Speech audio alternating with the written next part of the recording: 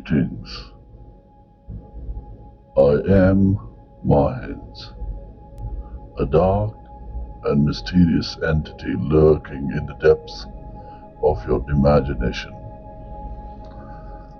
I am the voice that whispers to you in the dead of night, the one that sends shivers down your spine with each passing moment. You may not see me, but I am always watching, waiting to share with you the most bone-chilling tales your mind can conjure. So, if you dare to enter my realm, be prepared for a journey that will leave you trembling with fear long after the final page is turned.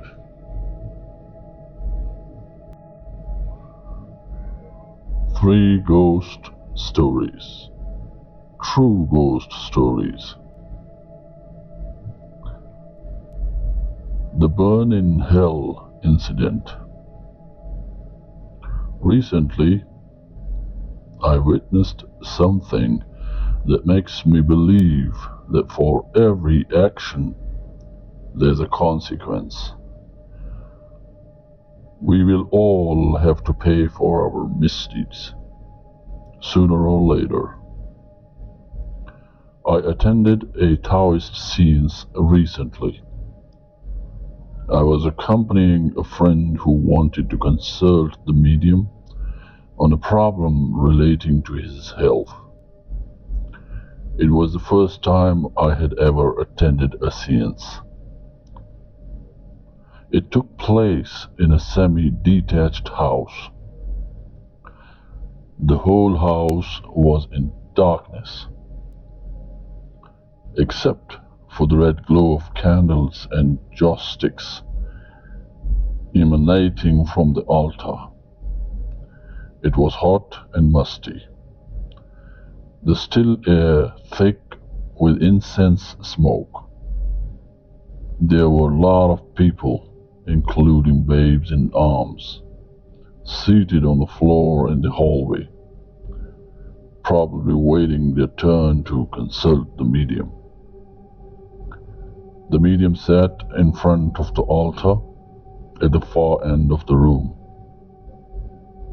He was in a trance and was attending to a patient.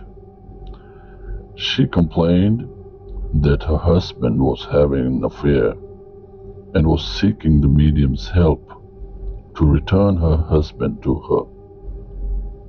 The medium reassured her, telling her that if her love was unwavering, her husband would return. He then prepared a charm for her and gave her some sacred water to drink. She seemed satisfied and rose to leave. The next patient was quickly and quietly ushered to the altar to sit beside the medium. Suddenly, someone in the room screamed. It was a man. His body started to writhe and jerk. He seemed to be having a fit. The medium's disciples quickly grabbed the man and held him down. They called out to the medium for help. The man was being possessed. The medium rushed to aid the possessed man. The man was hysterical, screaming in pain. When he saw the medium approach, he broke free of the disciples and fell at the medium's feet. In prostration, he begged for help. Apparently, the man was possessed by the spirit of another medium. He cried and revealed to the medium, "I was a cheat and a liar. When I was alive, I dabbled in the black arts. I passed myself off as a medium, but I was actually a con artist. I cheated poor innocent people of their money. I preyed on their gullibility. It was so easy, but I know now I was wrong. I have hurt so many people. Now that I'm dead, I have to pay for my sins, but I can't bear the torture anymore. The pain is excruciating. The demons of hell are exacting retribution with every drop of my blood and tears. Please help me. I can't take it anymore. I'm being beaten, flogged, kicked, punched, cut, skinned, scalded, and ripped to shreds. Please help me. I'm begging you. The pain, suffering, and torment is more than any soul can endure. Help me. The medium placed his hand on the man's forehead and uttered an incantation. Suddenly, the man collapsed, his body going limp. When he came to, he couldn't remember a thing. But I overheard one of the disciples asking the medium what had happened to the spirit. The medium replied, "There is nothing I can do for him. When a person commits a sin, he must be prepared to pay for it in hell. In this case, he will have to spend an eternity being tortured and punished for the wrong he's done. No one can escape judgment."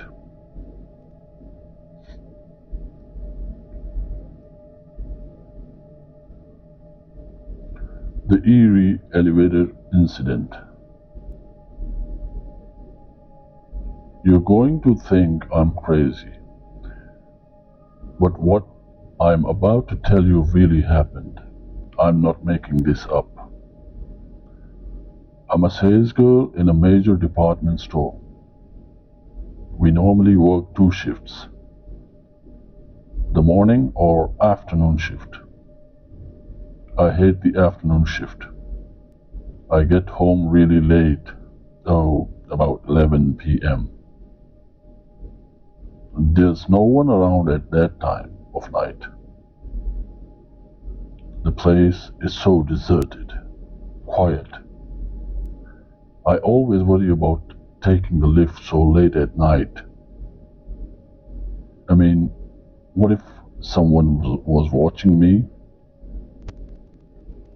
They could push me into the lift and rob or rape me.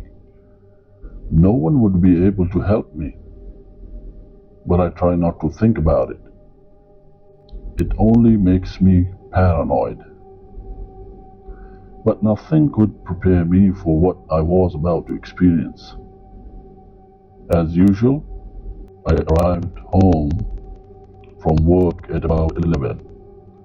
But this time, I noticed a few people making preparations to hold a wake at the void deck. Obviously, someone had passed away in my block. I saw 2 men carrying a black coffin, but it was empty. I started to get the creeps. I quickly rushed to the lift landing and pressed the button. While I waited alone for the lift to arrive, I wondered who had died, but I hoped I wouldn't see them bringing the body for the funeral. I get very squeamish about such things. I heard a commotion coming from the staircase to the left of me. I turned, and to my horror, witnessed 6 men carrying the dead body down the flight of stairs towards me. Ice shot through my veins as I stood rooted to the spot, my body numb with fear. I was paralyzed. The deceased was an old man. His body was blackened and emitted a sickening, rotting stench. They didn't even wrap his body up. I could see his face. It wasn't anybody I knew. The pallbearers probably assumed that no one would be around at that time of night. They hadn't anticipated on seeing me there. One of them brusquely gestured to me to step aside. I stumbled back. Instinctively, as they rushed past me, carrying the corpse between them. Just then, the lift doors opened. As soon as they got out of the way, I darted into the lift and pressed the button for the 9th floor. I heaved a sigh of relief as the doors closed after me. The shock of seeing the corpse's face left me a little shaken. I couldn't wait to get home. And then it happened. The lift jerked to a stop. The whir of the fan belt slowed, falling completely silent. I was trapped in the lift. I panicked. I felt claustrophobic, breaking into a cold sweat. I started to breathe heavily, almost panting. Suddenly, the fluorescent lights flickered, and in a couple of seconds, I was plunged into total darkness. I freaked, overwhelmed by fear. Blood rushed to my head, making me dizzy. But things only got worse. I could smell the odor of the rotting corpse. Right there in the lift, I stifled a scream, trying desperately not to cry. I hit all the buttons till I found the emergency button and pressed it hard, not wanting to let go. The shrill alarm bounced off the walls, shattering the stillness. But the stench got stronger, and I could feel a presence in the darkness beside me. I closed my eyes and started to pray. The lift got very cold. The hairs on the back of my neck stood up. I knew I was not alone, but I didn't dare open my eyes. I couldn't bear to see a ghost. I would die of fright. Suddenly, the fans reared back to life, and the lights came on almost instantly. The lift started to move again. The stench and icy presence of death was gone. I was all alone once again. As soon as the lift doors opened, I ran all the way to my apartment and pounded on the door. My father came rushing to unlock it. "What's the matter with you? Why are you making so much noise at this time of night? Are you mad?" Then he noticed how pale I was. Are you all right? You look as if you've seen a ghost."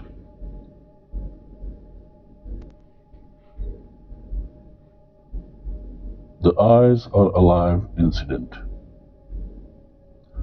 I must admit, I'm quite a flirt. I can't help it. I just love women.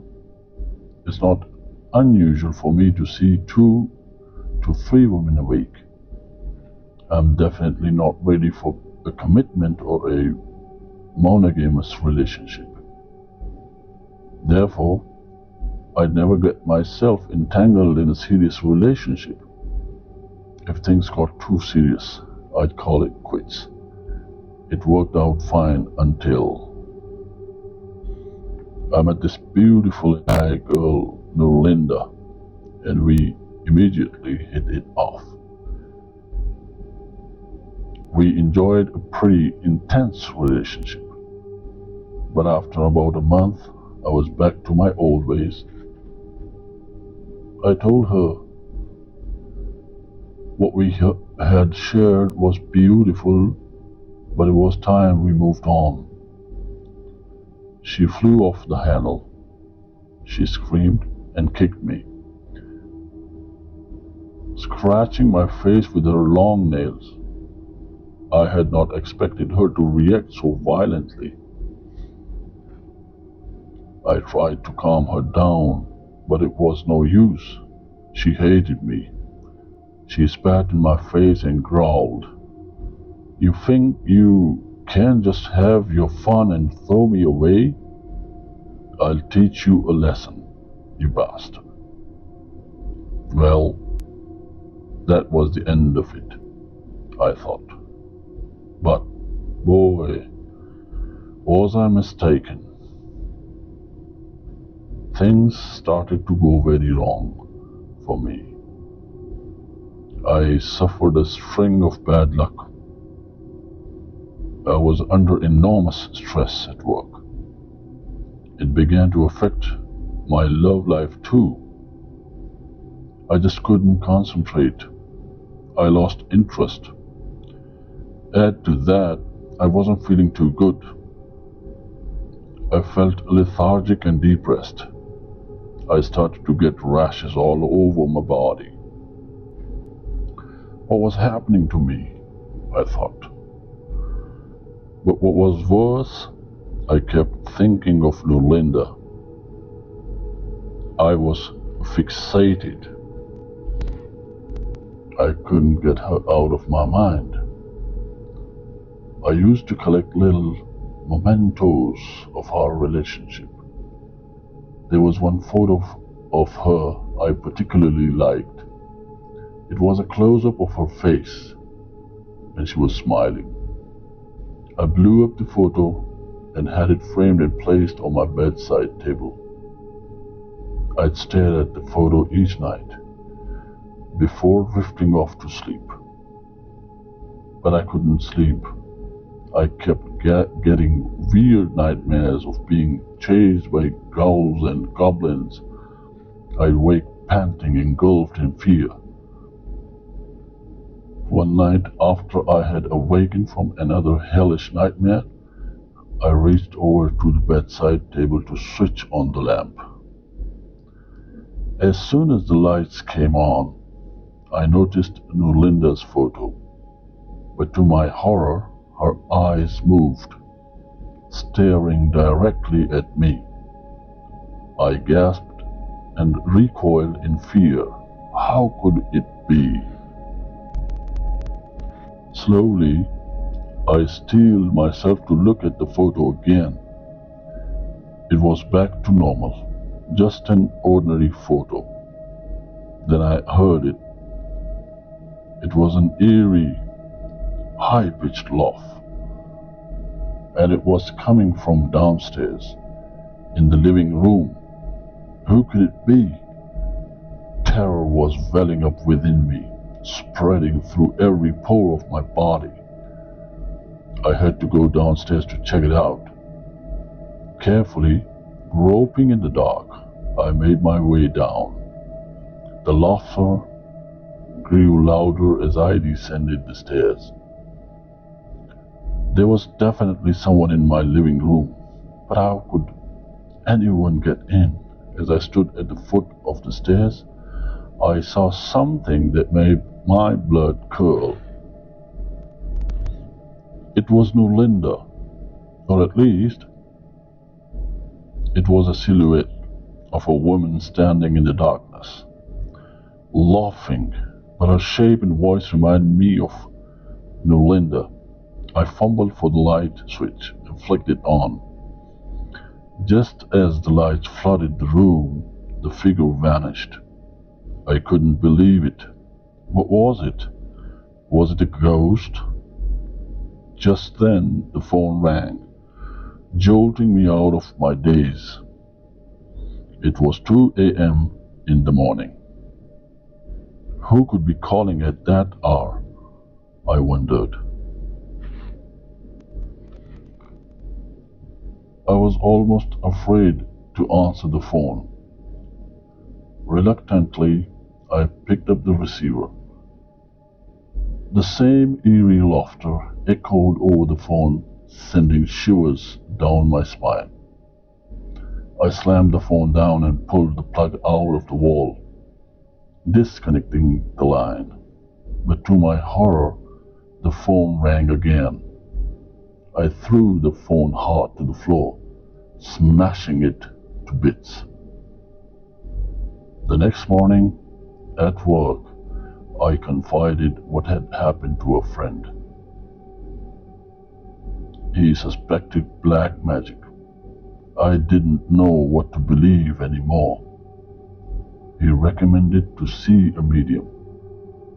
At that point, I'd have agreed to anything. I finally consulted a medium.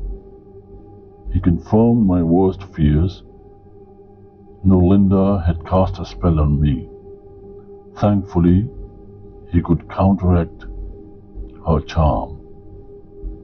But he warned me to be less promiscuous in future, or risk the wrath of a woman scorned. He didn't have to tell me twice. The Laughing Corpse incident. I'm a domestic maid. The nature of my job requires that I live with strangers. It takes some getting used to, but the families I worked for were very nice, except for this one family. I heard from my agency that a Malay family was looking for a maid from Indonesia. There were only 3 members in the family: the husband, his wife, and a mother. They wanted me to look after the sick elderly woman. I agreed. But the day I entered the household, I knew things were not all they seemed.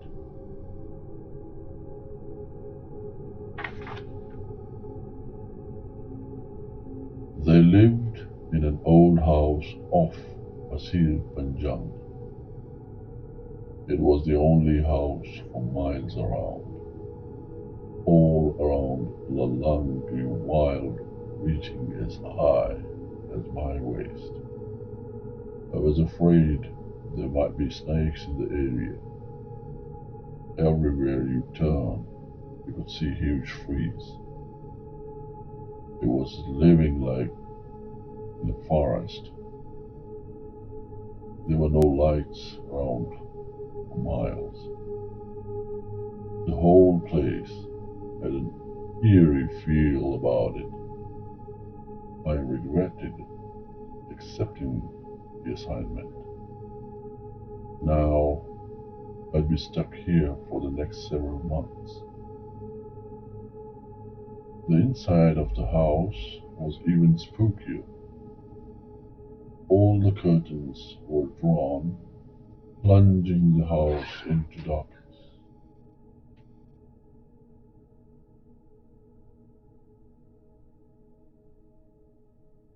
And there was a cloying odor of benzoin incense all throughout the house. There was hardly any furniture. The house was bare, hollow, and empty. The couple led me to my room. There was only a bed and a cupboard. Nothing else. Not even a mirror. And my window was nailed shut. They told me that I was not allowed to come out of my room after 9 p.m. They didn't say why. They then took me to see the old woman. As I entered her room, the hairs on the back of my neck stood up. There was something unnatural about the room. The old woman was deathly ill and she was bedridden. She slowly opened her eyes to look at me. I smiled at her, but she only glared back, her piercing eyes burning a hole right through me. I felt uneasy, but tried to conceal it. That night, as ordered, I remained in my room. At about 11, I heard prayers being chanted. There was a couple. The crack at the bottom of my bedroom door revealed a flickering red glow. They were probably using candles. I didn't dare leaving my room. This went on for several weeks, until one day, the wife came to tell me that she and her husband would be going away. They would return in 2 days. I told her not to worry, that I'd take good care of her mother in their absence. She didn't seem to care. All she said was, "Remember, you are not allowed to leave your room after 9.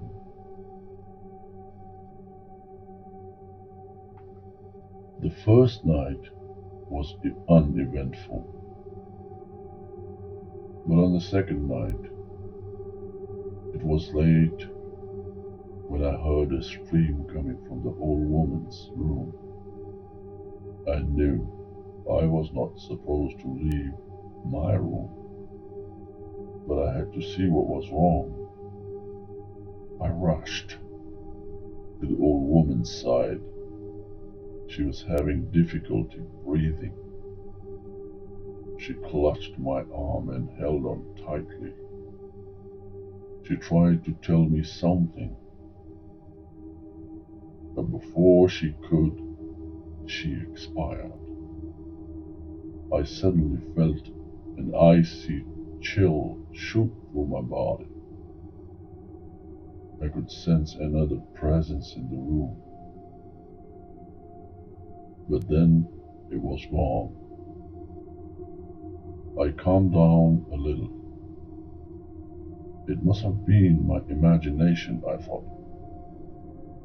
I looked down at the lifeless body. I couldn't believe it. The old woman had died before my very eyes. What was I going to do? There was no phone. There was no one around for miles. I had no choice but to wait for the couple to return the next morning. I closed the deceased's eyes and laid out her body comfortably in bed, pulling the sheets up to her chin, leaving the face exposed. Having done that, I returned to my room. Later that night, I was jolted out of my sleep by eerie laughter coming from the old woman's room. My blood turned cold. How could that be? The woman was dead. I couldn't move. I was numb with fear. But could I have made a mistake? Would she be alive? I had to find out.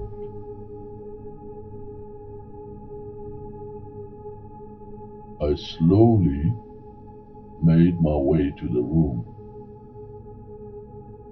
I stood at the doorway and peered in.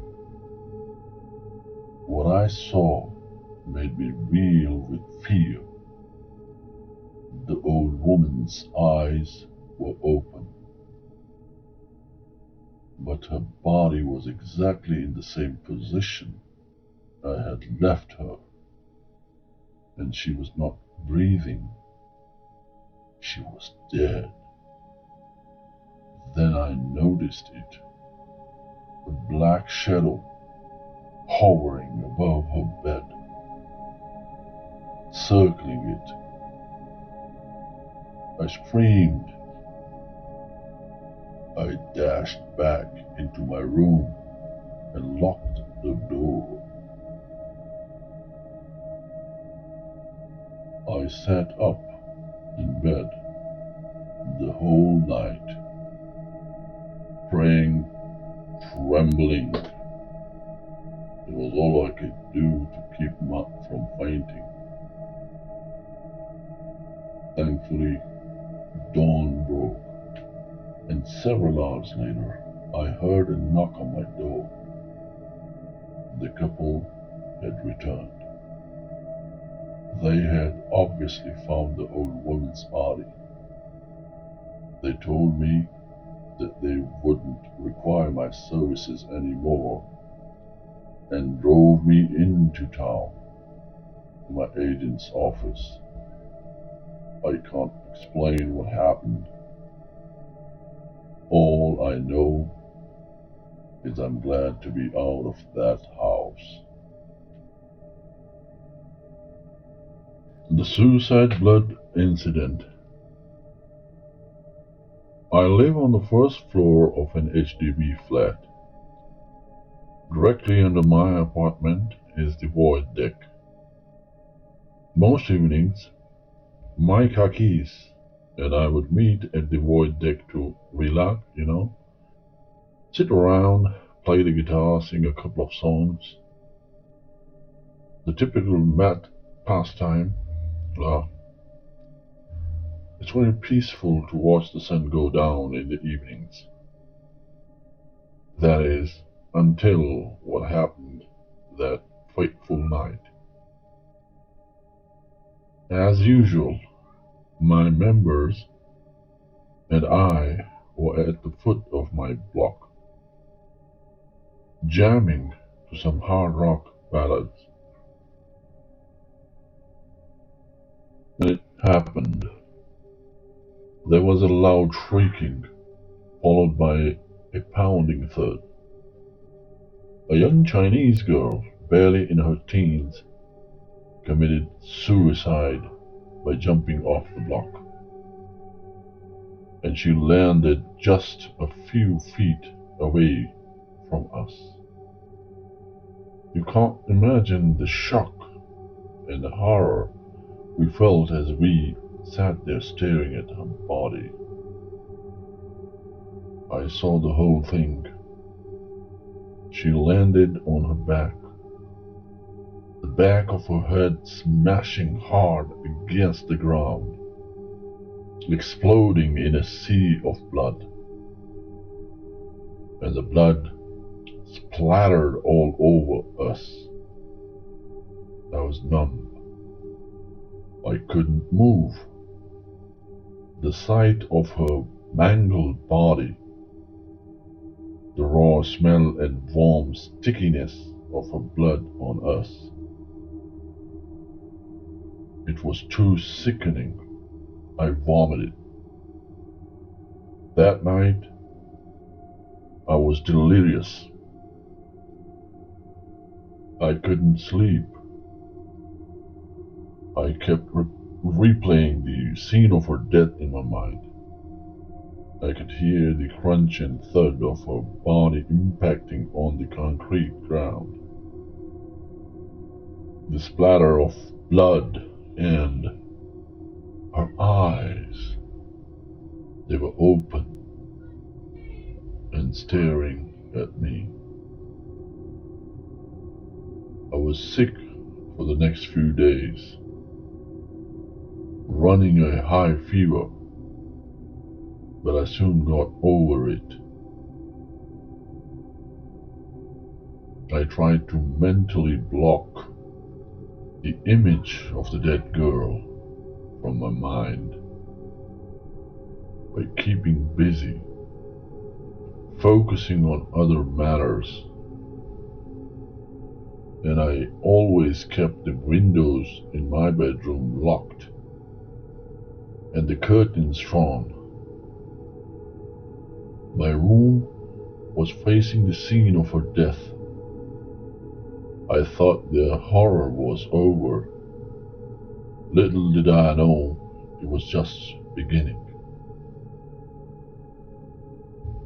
On the 7th night, following the girl's suicide, things took a turn for the macabre.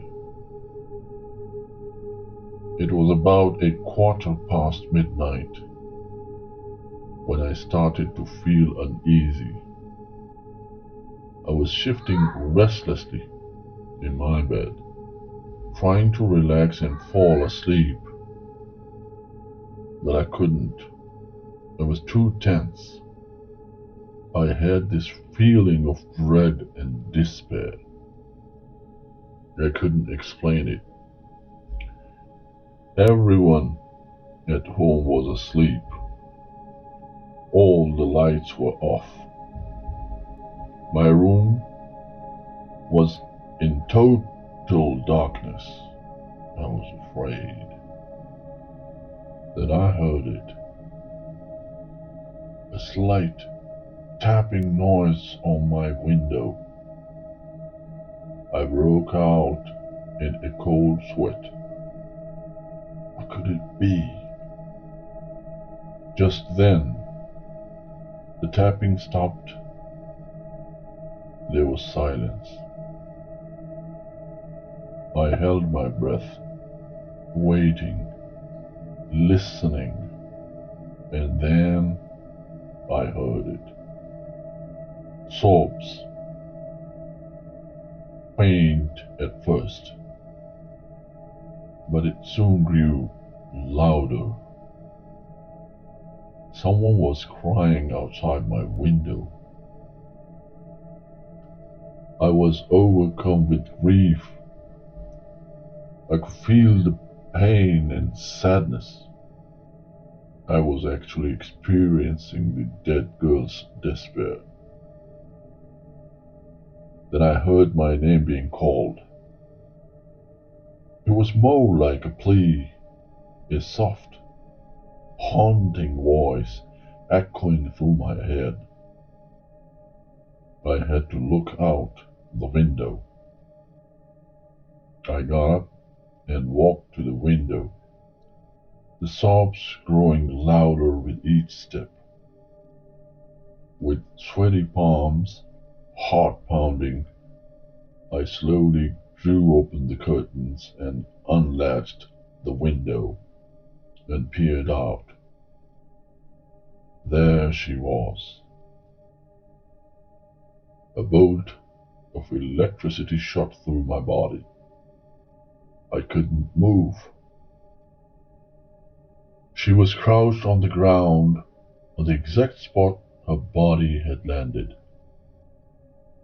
Her back was turned to me, but as I stood there, she slowly rose to her feet and turned around to face me. Her eyes met mine. They were red and swollen from crying. She seemed to want to tell me something. A look of despair and fear etched on her face. She seemed confused, afraid, as if she regretted what she had done. Slowly, she raised her outstretched arms towards me, as if in a plea for me to save her, or perhaps to join her. I shuddered at the cold realization. As if sensing my alarm, she vanished. right before my eyes. I stumbled back into my bed, trembling. Why had she come back? What did she want with me? What was she trying to tell me? Did she want me to join her in death? I couldn't sleep or wink all night. Would she return? Next morning, I told my parents everything, and immediately they called for a bomo. After performing some ritual prayers, the bomo revealed what I had suspected all along. The girl's spirit was unhappy. She was trapped on this plane. She couldn't reach the other world. She had regretted what she had done and was lonely, lost. She was in search of souls to join her, and I was to be her first.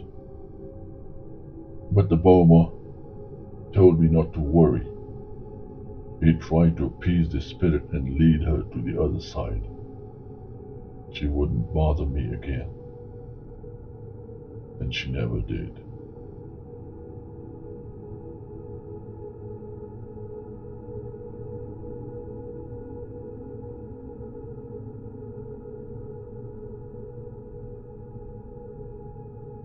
The Sea Demons Incident.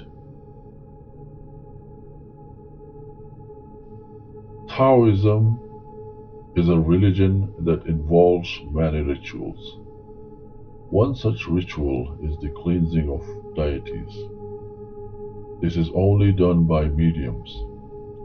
When a household wants to acquire a deity for the home altar, a medium is engaged to perform the cleansing ceremony.